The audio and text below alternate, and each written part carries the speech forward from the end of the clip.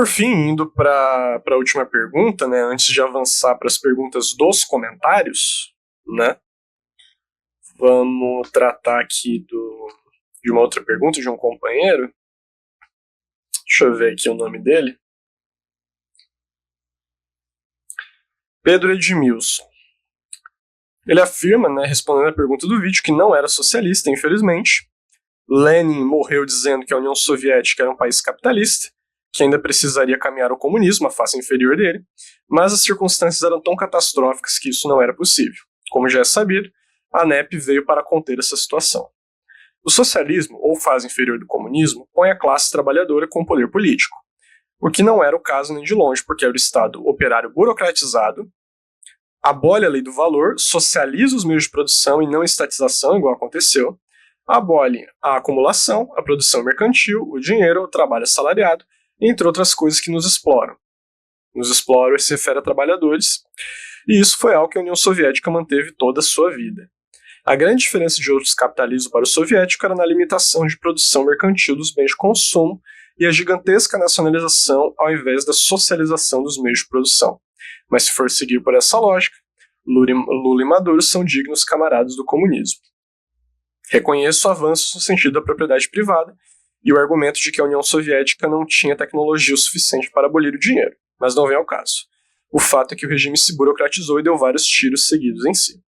Então vamos responder essa pergunta, né? Por que eu trouxe essa pergunta? Já para fazer uma divulgação também, porque, se eu não me engano, sábado, provavelmente já no sábado, a gente vai lançar um vídeo que é um corte de uma live, no qual a gente tratou sobre como Marx descreveu a sociedade socialista. E, para além disso, a gente trouxe tudo o que Marx falou sobre o socialismo, o que Lenin trouxe sobre o socialismo, as contribuições de Stalin sobre o socialismo, as contribuições do presidente Mao sobre o socialismo, e como que a gente pode compreender a sociedade socialista atualmente. E, de fato, né, eu já estou trazendo aqui porque a imensa maior parte das questões que o companheiro elenca, a gente já responde nesse vídeo, né, do Marx descreveu a sociedade socialista, que deve sair no sábado.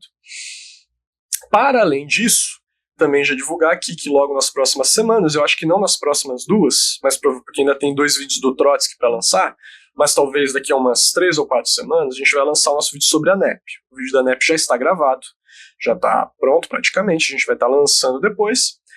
Que ele trata, o grande foco desse tema é tratar como que Lenin compreendia o socialismo nas suas minúcias, e o que Lenin compreendia como capitalismo de Estado, o que Lenin pensava sobre a NEP, e se o que os atuais países supostamente socialistas aplicam seria de fato uma NEP de 1000 anos, como é o que se argumenta sobre a China. A China estaria vivendo uma NEP de 1000 anos. E a gente vai, basicamente, um vídeo inteiro para dissecar o que foi a NEP, né, e a visão de Lenin sobre o socialismo, e como que a visão de Lenin foi aplicada por Stalin na construção do socialismo. Então, tudo isso aqui que o companheiro pergunta, eu já aproveito aqui para divulgar, vai ser explicado nesses vídeos. Agora, né, evidentemente, que eu não vou só falar isso para o companheiro, né, eu vou, de fato, responder aqui as colocações. Então, né, ele afirma aqui que Lenin morreu dizendo que a União Soviética era um país capitalista, que ainda precisaria caminhar ao comunismo, a fase inferior dele. Mas as circunstâncias eram tão catastróficas que isso já não era mais possível. Como já é sabido, a NEP veio para conter essa situação. Aqui fica um pouco confuso se o companheiro, quando ele fala ali que a situação já era tão catastrófica que isso não era possível, e que a NEP veio para esse ponto de vista, se isso é uma posição do companheiro Pedro, ou se isso é uma posição de Lenin. Mas, em todo caso, Lenin não tinha essa posição e essa posição era errada, né? A NEP ela veio num contexto que precisava se desenvolver as forças produtivas, principalmente as forças produtivas do campesinato, para assegurar o desenvolvimento da aliança operário-camponesa para a construção do socialismo, unificando a classe camponesa e o proletariado na luta contra os elementos capitalistas do campo e os seus atos de banditismo. Esse foi o principal objetivo da NEP, e, secundariamente, a NEP foi feita também para reconstruir as diversas cadeias produtivas que haviam sido liquidadas durante a Guerra Civil Russa, que foram feitas para ser construídas, certo? Então, no fundamental, a NEP teve esses 2 objetivos, sendo o principal o desenvolvimento da Aliança Operário-Camponesa para o socialismo. Agora, Lenin tinha muito clara a perspectiva de que o socialismo estava se desenvolvendo e ia se desenvolver na União Soviética. Não é à toa, né, que o Lenin ele fala aqui nesse texto, deixa eu pegar aqui o texto em questão. Isso aqui foi um dos últimos textos de Lenin, né? Aqui. sobre a cooperação de Lenin, né, de 4 de janeiro de 1923, foi um dos últimos textos que ele escreveu antes de morrer, e aqui ele fala o seguinte: com efeito, uma vez que o poder do Estado está nas mãos da classe operária, e uma vez que a este poder de Estado pertencem todos os meios de produção, só nos resta efetivamente a tarefa de cooperativizar a população. Conseguindo a máxima cooperativização da população, realiza-se por si mesmo aquele socialismo que anteriormente suscitava legítimas zombarias, sorrisos e uma atitude de desprezo por parte daqueles que estavam convencidos da necessidade da luta de classe, da luta pelo poder político, etc. Pois nem todos os camaradas se apercebem da importância gigantesca e incomensurável que adquire para nós a cooperativização na Rússia. E aí ele completa aqui no final. Com efeito, o poder do Estado sobre todos os grandes meios de produção, o poder do Estado nas mãos do proletariado, a aliança deste proletariado com muitos milhões de pequenos e muito pequenos camponeses, a garantia da direção do campesinato pelo proletariado, etc. Não é isso tudo que precisamos para edificar a sociedade socialista integral a partir da cooperação? Isso não é ainda a sociedade socialista completa, mas tudo isso é necessário e suficiente para essa construção, a construção de uma sociedade socialista completa. Ou seja, vejam aqui que Lenin coloca que uma vez que a propriedade, todos os meios de produção fundamental, a imensa maioria, já estão nas mãos do Estado, e se coloca, né, a necessidade de cooperativizar a população, isso já é o passo principal na construção do socialismo. E aonde que isso foi aplicado? Na própria União Soviética. Através da linha de Stalin da coletivização, foi aplicado em inúmeros kolkhozes, né, as grandes empresas coletivas e cooperativas, que vão integrar as imensas massas de milhões de camponeses, que será a passagem do socialismo dentro das relações do campo. Certo? Então aqui é até um pouco confuso que o companheiro coloca no comentário, porque algumas vezes parece que ele defende uma visão trotskista, e outras vezes parece que ele defende uma visão anarquista.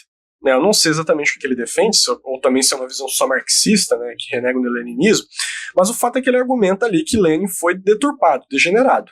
Aqui a gente vê claramente que não, que os meios de produção que Lenin colocava, que o indispensável para a construção do socialismo, antes de Lenin morrer, de fato, a União Soviética era uma ditadura do proletariado sem socialismo, justamente porque ainda não havia abolido fundamentalmente a exploração do homem pelo homem, e com a coletivização da agricultura e a industrialização socialista, de fato, se abolir no fundamental as relações de produção capitalistas, tanto no campo como na cidade, se constrói o socialismo. E foi exatamente o que Stalin fez. Então a gente vê aqui que Stalin aplicou na letra, basicamente, o plano cooperativo, o plano agrário de Lenin, que Lenin colocava em 1923. Só isso, né, já traz essa visão de que Lenin considerava que a NEP já havia sido colocada numa situação impossível de se desenvolver o socialismo, é falso. Lenin tinha muito otimismo sobre o socialismo, de fato o socialismo foi construído a partir disso. Mas continuando, né, o argumento do companheiro. Ele afirma que o socialismo, fase inferior do comunismo, põe a classe trabalhadora como poder político, o que não era o caso nem de longe da União Soviética, porque era um Estado operário burocratizado. Aí temos que apresentar provas, né? Porque eu até hoje nunca vi nenhuma prova de que o Estado soviético seria um Estado operário burocratizado ou degenerado, né? Que é o termo que o Trotsky usa, até por isso que eu imaginei que o companheiro adotava a tese trotskista, porque o termo Estado operário degenerado é um termo trotskista, de Trotsky. E, de fato, eu não sei de nenhum exemplo que de fato confirme isso. Existem muitas afirmações, muitas alegações, muitas difamações contra o Estado soviético, mas na prática o que vigorava lá era uma democracia para os operários e uma ditadura contra a burguesia, certo? Então, né, vamos continuar.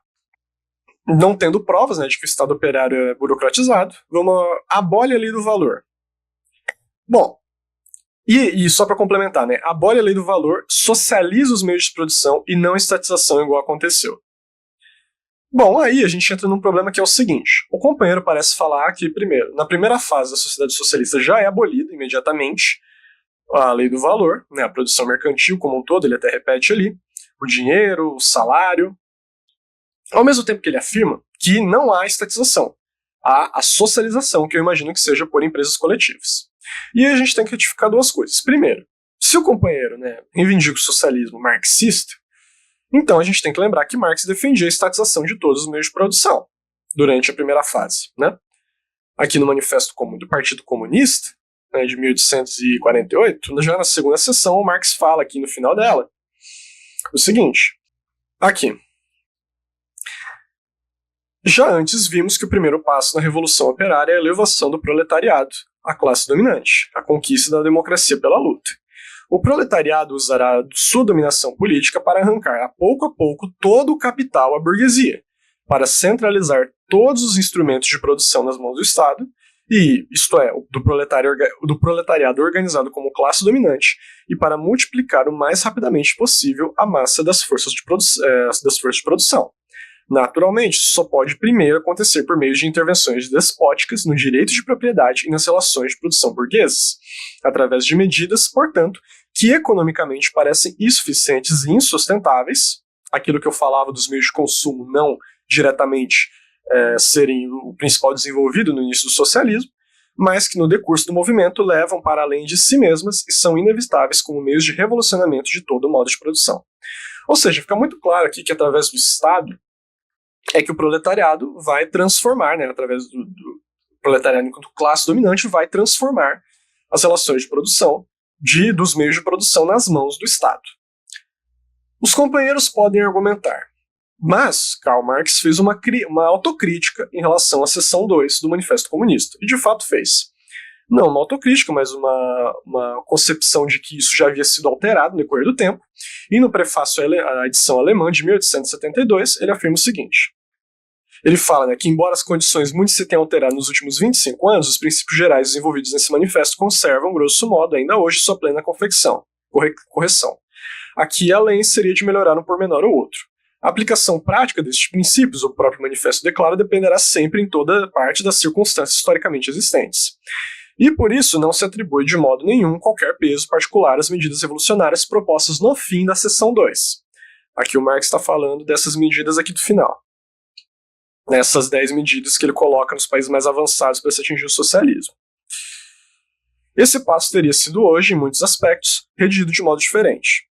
Face ao imenso desenvolvimento da grande indústria nos últimos 25 anos e, com ele, o progresso da organização do Partido da Classe Operária, face às experiências práticas, primeiro da Revolução de Fevereiro e, muito mais ainda, da Comuna de Paris, e eu destaco esse da Comuna de Paris, no qual pela primeira vez o proletariado deteve o poder político durante 2 meses, este programa está hoje, num passo ou do outro, antiquado.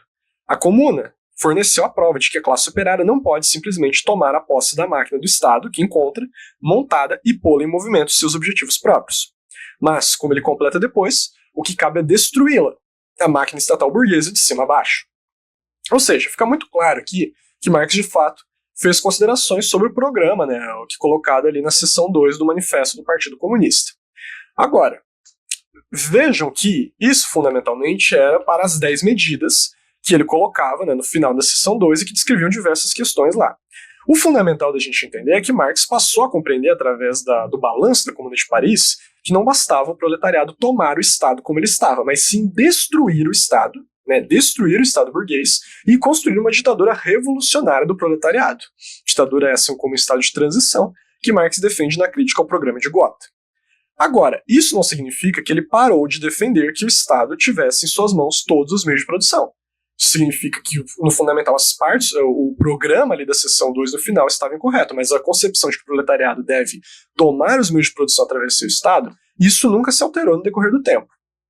Muito pelo contrário. Aí, a gente pode avançar para a obra do grande Engels, do Friedrich Engels. Aí assim, companheiros, se há uma argumentação de que Engels deturpou Marx, aí, desculpa, eu não estou preocupado em responder isso, porque aí já beira, do meu ponto de vista, a loucura, Dizer que Engels deturpou Marx e que Marx e Engels defendiam coisas diferentes para a economia socialista. Não é o fato. E aqui, no Anti-Düring, através dessa citação aqui que Lenin traz, já num texto muito bem avançado, que era o Anti-Düring, foi um dos últimos textos, um dos mais importantes textos de Engels, já no final de sua vida, Engels vai afirmar o seguinte: o proletariado toma o poder do Estado e começa por transformar os meios de produção em propriedade do Estado. E com isso, suprime-se a si próprio como proletariado, com isso suprime todas as diferenças de classe e antagonismos de classe, e com isso também o Estado contra o Estado, suprime o próprio Estado. Então veja a importância da gente compreender isso aqui. O Engels já falava imediatamente que o proletariado toma o poder do Estado e coloca, através desse Estado, os meios de produção da sociedade, os grandes meios de produção. Então, vejam que a noção de que socializar os meios de produção é diferente de estatizar os meios de produção é uma noção falsa. A socialização, ela acontece através da propriedade estatal da ditadura do proletariado, certo? Não da ditadura da burguesia. Uma vez, claro, que a ditadura da burguesia estatiza seus meios de produção, aí é o que o Engels falava. Se estatização fosse socialista, Napoleão Bonaparte seria o primeiro dos comunistas. Agora, o que ele coloca aqui com o Estado operário, se deve tomar os meios de produção nas mãos desse Estado. Só que aí, evidentemente, ele já fala aqui que com isso suprime-se o próprio proletariado e suprime-se também o próprio Estado. O Estado definha. E aí os companheiros podem perguntar, e o próprio companheiro fala, que continuou existindo na União Soviética a lei do valor, a produção mercantil, o salário. Certo? Mas então, Engels, que defendia que isso acabaria imediatamente, isso estaria uma contradição, né, com o que colocava a União Soviética, com o que colocava Stalin? Não. Para isso, a gente volta aqui para um texto de Stalin, que a gente também já citou, A Produção Mercantil no Socialismo, que é um capítulo presente no livro Problemas Econômicos e Socialismo na União Soviética, em que Stalin descreve o porquê que ainda continua existindo produção mercantil no socialismo. Esse texto ele é muito vilipendiado por revisionistas de todas as matizes, porque Stalin utilizaria um termo chamado produção mercantil socialista, e que representaria então que, ele só pegou a produção mercantil, uma relação de exploração, e depois botou no final socialista para sair bem na foto. Não é esse o caso. As pessoas que leram dessa forma porque não leram mais da metade do texto, certo? O que Stalin coloca aqui é que Engels defendia de fato, e Marx também, que uma vez que se tomassem os meios de produção da sociedade, se poderia, então, imediatamente abolir a lei do valor, abolir a produção de commodities e assim por diante. E Stalin compreende isso, defende isso. Só que o que Stalin coloca é que tanto Marx quanto Engels, e principalmente se a gente pega o Marx tardio lá do Capital, e tanto o Engels no próprio Anti-Düren, o Stalin destaca isso aqui, é que eles imaginavam que uma vez que que o proletariado tomasse o poder do Estado, muito rapidamente o proletariado conseguiria tomar todos os meios de produção para si através do seu Estado. E uma vez que fizesse isso, evidentemente que a lei do valor seria abolida. Só que o que o próprio Stalin destaca é que isso não pode ser verificado na prática imediatamente da imensa maior parte dos países do mundo. O único país que tinha condições de fazer isso imediatamente, de tomar todos os meios de produção através do seu Estado operário, era a Inglaterra, na época, né? E até hoje Stalin destaca, num texto dos anos 50, que até hoje essas condições não são claras, que existem em boa parte dos países, que existam outros países que possam fazer isso. Por quê? Porque em boa parte do campo soviético, particularmente do antigo Império Russo, tinha uma imensa massa de camponeses. E esses camponeses, como destacou Lenin, foram integrados na produção socialista através da coletivização, através da socialização no campo e através de empresas coletivas, para além dos resquícios que sobrou de pequena propriedade privada. E o que Stalin vai dizer? De fato, nas empresas estatais não é necessário mais lei do valor, não é mais necessário produção mercantil, mas nas empresas coletivas e na pequena propriedade privada, mas ele destaca as empresas coletivas, ainda é necessário. Porque elas não têm condições de se manterem, de terem uma produção contínua, né, sem quebrarem e falirem, sem continuar existindo a produção mercantil. Só que, como ele destaca, então por isso continua existindo salário, por isso continua existindo a produção de commodities ainda, né, por isso que continua existindo a lei do valor. Só que o que ele destaca é uma lei do valor que existe numa sociedade que não tem mais-valia, não tem capital, e a força de trabalho não é uma mercadoria. Ou seja, é uma produção mercantil que se dá no contexto de uma sociedade socialista, portanto uma produção mercantil socialista, uma produção de commodities socialista. Porque é uma lei do valor que está vigente numa sociedade em que a exploração do homem pelo homem está fundamentalmente abolida, né? Não integralmente, mas fundamentalmente abolida. E que essa forma de produção mercantil, por que ela pode existir? Porque, primeiro, a produção mercantil, ela antecede o capital, né? Quem fala que produção mercantil e lei do valor, produção mercantil inevitavelmente é capital, está equivocado. O próprio Marx trata isso nos primeiros capítulos do Capital, livro 1, né? De que a produção mercantil ela se desenvolve posteriormente numa produção em capital, né? Mas a produção mercantil originalmente não necessariamente tem capital, certo? E o fato é que nas sociedades socialistas ainda são resquícios da sociedade capitalista, de fato, que serão superados uma vez que o Estado tome todos os meios de produção. E é o que o Stalin defende aqui, que isso vai se desenvolver em algum momento. Mas até lá, ela vai continuar existindo dessa forma. Mas Stalin destaca, é importante isso porque teve outros comentários, que eu vou ver de responder na próxima live, que afirmam que na União Soviética ainda tinha capital, ainda tinha mais-valia. E Stalin destaca aqui, não existia capital, não existia a força de trabalho como mercadoria, não existe mais-valia na União Soviética. O que existe é a lei do valor e produção mercantil, que acabam sendo resquícios, mas numa sociedade já que a propriedade social já foi construída, certo? Então isso é muito importante. E aí, né, continuando o que o companheiro tratou, o companheiro afirma, né, que então continua existindo produção mercantil, dinheiro, trabalho assalariado e as coisas que nos exploram, novamente é o que eu acabei de falar. E aí ele fala, a grande diferença de outros capitalismos para o soviético era na limitação da produção mercantil dos bens de consumo e a gigantesca nacionalização ao invés da socialização dos meios de produção. Mas se for por seguir essa lógica, Lula e Maduro são dignos camaradas do comunismo. E aqui é um problema grave, né, porque mostra que o companheiro não compreendeu o que eu expus no vídeo, né. Se a gente pega os relatos que eu trouxe, particularmente dos economistas Sidney e Beatrice Webb, eles destacam ali claramente o controle operário sobre o produto social que era feito na União Soviética. Ou seja, o controle sobre para onde seria destinado o produto e os frutos do trabalho excedente feito por aqueles operários, né.